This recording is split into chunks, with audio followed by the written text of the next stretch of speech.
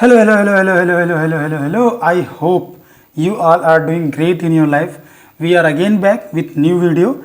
So, in this video, we are going to solve GEE advanced problem where the Newton laws of motion concept is gonna use. और then after there are two important thing यहाँ पे use करेंगे हम, जिसका आपको बहुत ख्याल रखना है. उसके बाद अगर आप उन चीज़ों का ख्याल रख लेते हैं तो ये प्रॉब्लम बहुत इजी हो जाएगा. एडवांस का प्रॉब्लम है, ध्यान से पढ़ेंगे, सॉल्व करने की कोशिश करेंगे.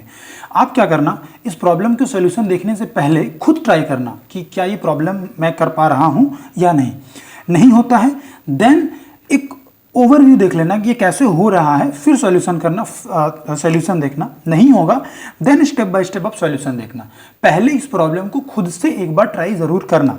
अगर आप इस प्रॉब्लम को खुद से ट्राई नहीं करोगे तो मेरा सॉल्यूशन देख के कुछ होने वाला नहीं है, बिकॉज ये तो मैं सॉल्व कर रहा हूँ. क्या आपने अंडरस्टैंड किया?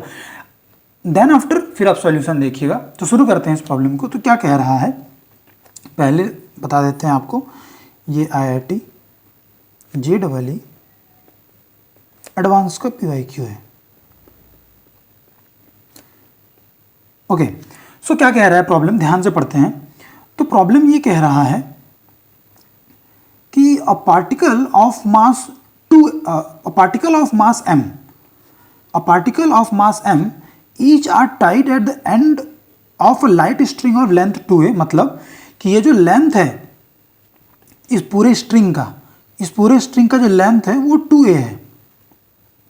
Then after the whole system are kept on a frictionless horizontal surface. ये जो सरफेस है यहाँ पे ये फ्रिक्शनलेस है और हॉरिजेंटल है, यहाँ पे कोई फ्रिक्शन नहीं लग रहा है. With the string held tight so that each mass is at distance a from the centre P. मतलब कि यह जो यहाँ पे दो बॉल हैं, ये सेंटर P से इनके बीच का डिस्टेंस a है और ये जो स्ट्रिंग है वो टाइट है और ये सेंटर पे है, तो a डिस्टेंस इधर का हो गया, a डिस्टेंस इधर का हो गया. नाउ अब क्या कह रहा है problem, the mid point of a string is pulled vertically upward. मतलब कि यह जो पॉइंट P है यहां से इसको ऊपर की तरफ पुल्ड किया जा रहा है with a small but constant force. याद रखिएगा स्मॉल है और उसके बाद कांस्टेंट फोर्स है, तो कांस्टेंट फोर्स F से इसको ऊपर की तरफ पुल किया जा रहा है. As a result the particle move towards each other on the surface. ये बेसिक सी बात है. अगर आप इस धागे को पकड़ के अगर ऐसे इमेजिन करिए, कुछ है मेरे पास, कैसे दिखाऊं आपको, ये रहा फॉर एग्जाम्पल. जैसे समझिए, एक सेकेंड, जैसे मैं आपको कैसे दिखाऊं, मेरे पास कुछ है नहीं ताकि मैं ये आपको दिखा पाऊँ कि एक्चुअली हो कैसे. ऐसा समझिए कि ये दो बॉल हैं यहाँ पे. अगर बीच से पकड़ के आप अगर इसको ऊपर की तरफ उठाएंगे बीच से, तो दोनों के दोनों बॉल क्या करेंगे, पास आएंगे. दोनों के दोनों बॉल पास आएंगे. वो क्वेश्चन में लिख दिया है उसने कि as a result the particle move toward each other on the surface. पूछ क्या रहा है भैया, अभी तक तो सवाल ही एक्सप्लेन कर रहा है. पूछ ये रहा है the magnitude of acceleration of each particle when the separation between them is 2x. पूछ रहा है कि अगर इनके बीच का जो सेपरेशन है वो चेंज होते हुए 2x हो गया तो आप बताइए कि उस टाइम पे इस बॉडी का एक्सेलरेशन कितना होगा. क्या पूछ रहा है, एक बार फिगर बना लेते हैं अच्छे से ताकि हम उसको एक्सप्लेन कर पाए कि एक्चुअली पूछ क्या रहा है. तो ये सिचुएशन होगा, देखिए ध्यान से. ये तो इनिशियल कंडीशन था. जब आप इसको ऊपर फोर्स F से, जब इसको आप F फोर्स से ऊपर खींचना स्टार्ट करेंगे तो ये दोनों का दोनों जो मास m का पार्टिकल है ये पास आना शुरू होगा. मान लेते हैं किसी इंस्टेंट पे जो इनका टाइम है, सॉरी जो इनका दोनों बीच का डिस्टेंस है वो 2x हो गया. ऐसा क्वेश्चन में बोल रखा है यहाँ पे कि उसी टाइम पे हमें एक्सेलरेशन बताना है. तो हम क्या करते हैं, इसका किसी पोजीशन 2x पे बनाते हैं कि उस टाइम पे सिचुएशन कैसा होगा. तो देखिए उस टाइम पे कैसा होगा कि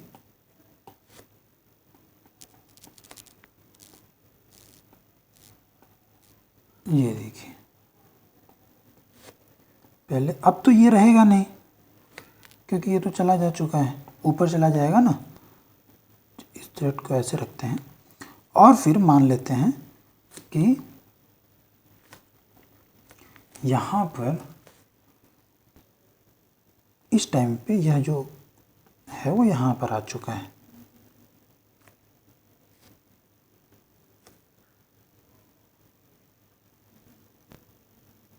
ये हो गया और ये हो गया। और इस टाइम पे जो डिस्टेंस है इनका वो कितना है, यहाँ पे x है और यहाँ पे x है, और इसको फोर्स F से ऊपर पुल किया जा रहा है। तो अब उस टाइम पे ये बॉडी इधर जा रहा होगा एक्सेलरेशन ए से, सेम एक्सेलरेशन ये जा रहा होगा। क्यों? क्योंकि ये सिमेट्रिक है, बीच में है पॉइंट, इसको इससे जोड़ देते हैं। तो अब पूछा क्या है, एक्सेलरेशन।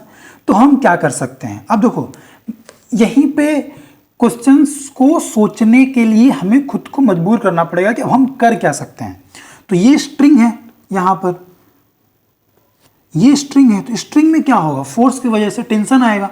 तो उस टेंशन को पहले हम बना लेते हैं। ठीक है भैया, हमें इतना पता है कि ये इसकी वजह से यहाँ पे टेंशन आएगा, तो टेंशन बना लेते हैं। ठीक है, तो अगर इसको पुल करेंगे तो यहाँ पे टेंशन टी आ जाएगा और यहाँ पे एक टेंशन टी आ जाएगा।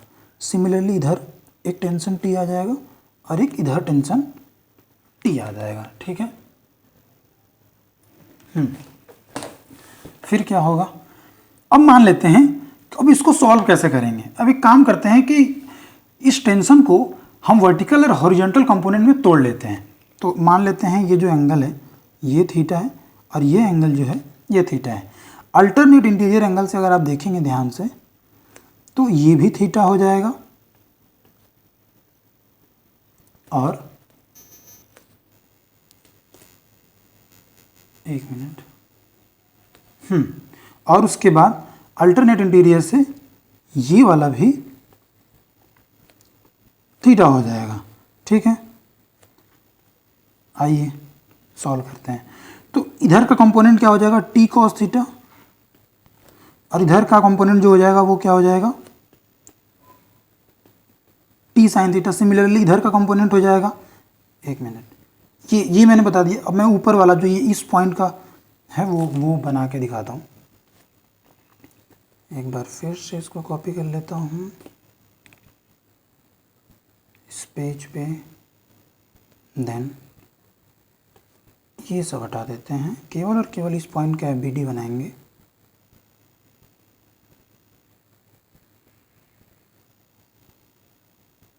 देखिए, तो इधर का क्या हो जाएगा, यहाँ पे टी कॉस थीटा और इधर का कंपोनेंट हो जाएगा टी साइन थीटा। सिमिलरली ये वाला जो पार्ट है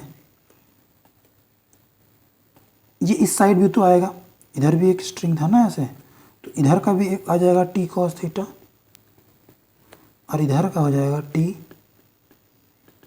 साइन थीटा। तो ये टी साइन थीटा, ये टी साइन थीटा तो काट देंगे। तो यहाँ से एक इक्वेशन मिलेगा हमें, वो क्या है, F is equal to 2t cos theta. इसको हम रखेंगे क्योंकि इसका यूज़ होगा अभी। ये हो गया। अब हम आते हैं अपने इस इक्वेशन पे जो यहाँ पे हमने निकाला था। तो देखिए, ये जो t कॉस थीटा वाला पार्ट है ये इसके नॉर्मल रिएक्शन को मैनेज कर देगा, इक्विवेलेंट हो जाएगा। Then t cos theta is equal to mg, ये हो जाएगा। इसका हमें यूज़ नहीं करना है क्योंकि वर्टिकल डायरेक्शन में कोई मोशन हो नहीं रहा है, तो वो उसको हमसे मतलब नहीं है। हमें मतलब है टी साइन थीटा, और कोई फोर्स तो लग नहीं रहा है इस डायरेक्शन में। यहाँ पे केवल और केवल इस डायरेक्शन में एक टी साइन थीटा फोर्स है और कोई फोर्स नहीं है। तो फिर हम न्यूटन लॉज ऑफ मोशन लगा देंगे, क्योंकि ये कांस्टेंट फोर्स है तो कांस्टेंट एक्सेलरेशन होगा। Then F is equal to ma होता है, तो फोर्स कितना है, T sine theta is equal to ma। यहाँ से हमें मिल जाएगा a is equal to T sine theta divided by m। देखो टेक्निकली देखा जाए तो आंसर तो आ गया, T sine theta by m। लेकिन क्या क्वेश्चन में कहीं पर भी थीटा दिया गया है नहीं, कहीं पे टी दिया गया है नहीं, तो फिर हमें क्या करना पड़ेगा, हमें इस थीटा और टी को रिमूव करना पड़ेगा ताकि एक्सेलरेशन हम क्वेश्चंस के दिए गए वेरिएबल्स में सॉल्व कर पाए। तो रिमूव करते हैं, तो ये हमें एक इक्वेशन मिला था यहाँ पे, तो यहाँ से फिर हम क्या लिख सकते हैं, t is equal to F by two cos theta.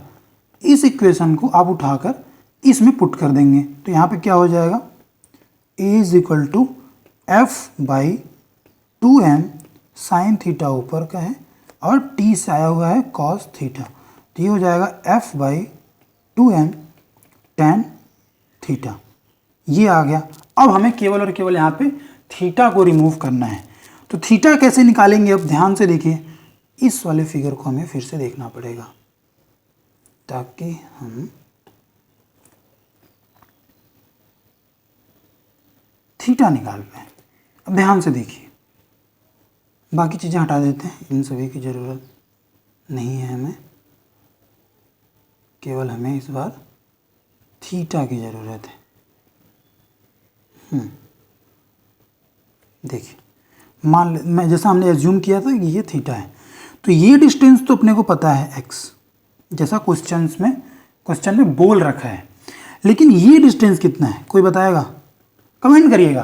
क्या ये डिस्टेंस आपको पता है?